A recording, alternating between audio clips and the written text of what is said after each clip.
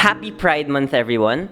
As an organization dedicated to promoting mental health and empathy, it's our mission to take a stand for those who are discriminated against in all walks of life. The same concept applies to the LGBTQ plus community and how they've been harassed by a lack of information on the topic for years. So today, I want to talk about one of the most prominent issues faced within these communities today, this being gender dysphoria. But before we get into that, let's get into some minor definitions beforehand. So, gender, by definition, is essentially a social construct. It's not about the organs you were born with, but rather how you feel about yourself.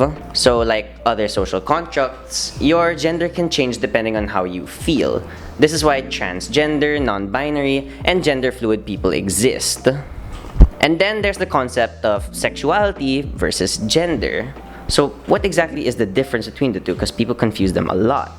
So this is perfectly valid, don't worry. It is quite confusing if you aren't really into it or research into it, but I'll try to summarize it a little. So there are key differences within these two concepts.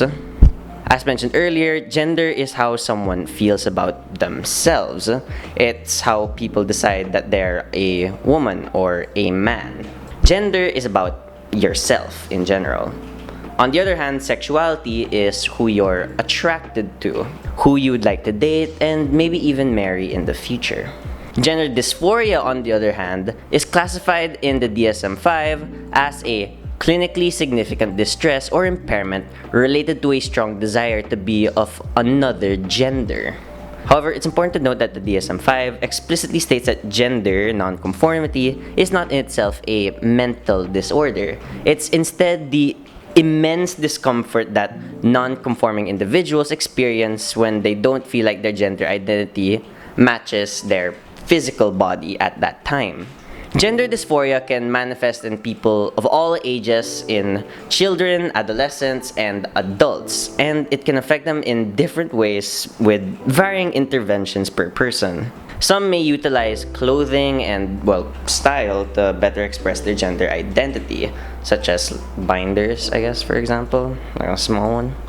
While others may desire to undergo sexual transitions as a large step to that goal. Transitioning is now an accepted and a valid way of helping with gender dysphoria, by the way, though it is still a big decision to make, however. So if you are experiencing gender dysphoria, a sexual transition isn't needed to make your experience valid, but it's a viable and perfectly valid way for you to try and negate that.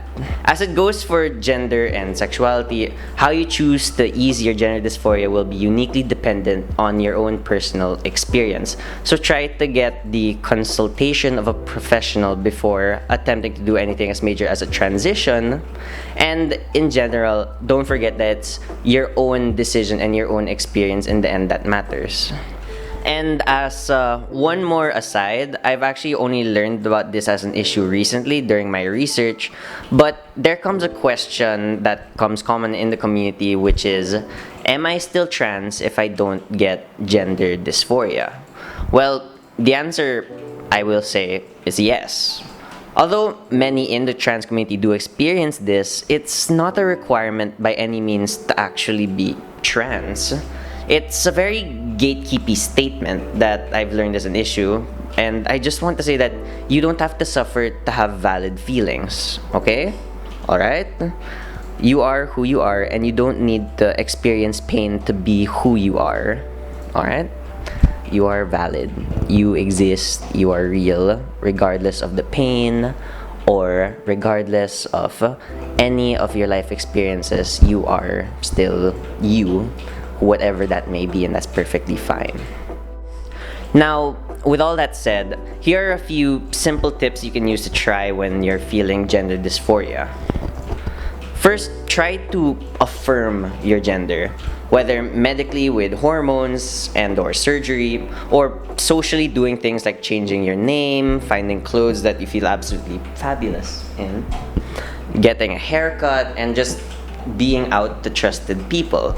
By acting how you feel inside, it becomes easier to process the feelings within. This doesn't have to be publicly done either, however. Affirming your gender can just be something at home or in front of a few trusted friends or family. If it helps you feel supported, there's no wrong way to be out to other people. Second, express your sexuality. Actually exploring the romantic aspect of your sexuality is important in combating dysphoria.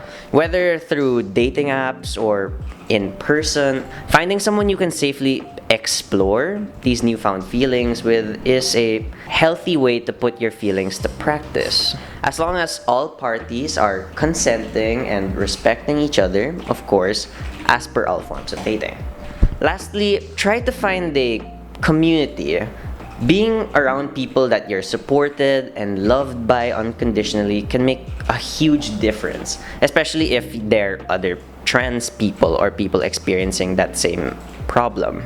It can be incredibly validating hearing other people who've been through the same experience say, it's going to be okay, because they've been through it themselves and they can help you figure it out too. You're never truly alone. Keep fighting, keep looking. There's someone out there who understands.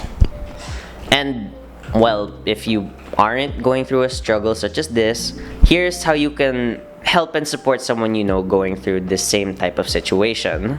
Keep an open mind, and this may seem obvious, but being open to simply listening to them and being there to go through whatever transition or self-realization they may be experiencing. Expressing support for them starts with being there for them, always. Again, make sure they're never alone. They are never alone. You are never alone, and there's someone out there who actually will take this advice to be there with you as well. And second, be their sounding board. Part of supporting someone where they're experiencing gender dysphoria or any other possibly difficult situation in their life is to listen to them and be an outlet for them to air out all of their thoughts. Someone being around who'll be there for them to listen to what they have to say and help them go through the motions and their own thoughts will be more helpful than you may realize, even if you give any form of advice or stay completely silent. Just being there helps. Being part of the LGBTQ plus community was never and will never be a mental illness. We stand with the LGBTQ plus community and encourage you all to take a stand today as well. We hope you all learned something today in this video, and we hope that you all have a great day ahead. Please comment any topic you'd like for us to tackle next. Please like and subscribe to the channel. Thank you all for watching, and once again, happy Pride to you all. I hope you all have a great day ahead.